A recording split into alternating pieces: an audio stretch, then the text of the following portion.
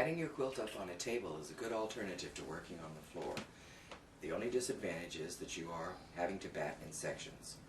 This is the first section laid out with the top and the side, even with the edges of the table.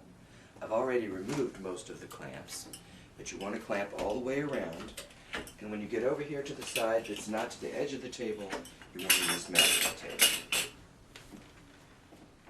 Where the quilt is hanging over the edge of the table, it's made a little wrinkle underneath, so we're going to straighten that out before we proceed to pin the other half. The first thing we do is pull the quilt forward until all the pinned up areas are hanging off the edge except the very last row. We don't want to go all the way because then we'll create a second wrinkle. If this were a bigger quilt, and I've done up to queen size this way, you would work on one whole length, and then after that's completed, you move and let that hang off, preferably with the weight resting on a chair, and then start again at the top and do each section. Now that we've got it here and we've kept the edges level, we are going to clamp it again.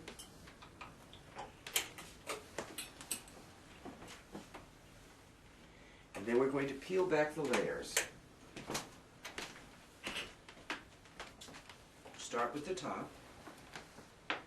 And now we're going to check the batting and pick off any dark threads that may have accumulated from the back of the quilt, because you don't have any guarantee that it's going to end up the same way.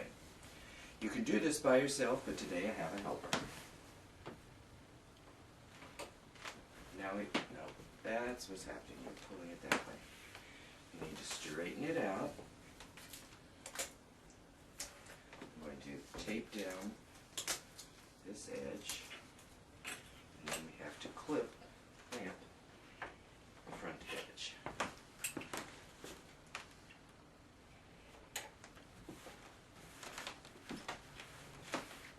You want to clamp that side. You pull just a little bit further up from where you are. Here.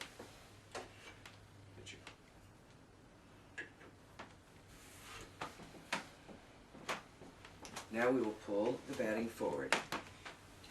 This is an unusual situation because I had exactly the right amount of batting. Normally, I would leave 2 inches on the outside so that I would have plenty of extra batting. But this just exactly fit.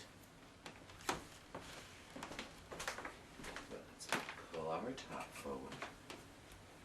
Pull one little wrinkle left there.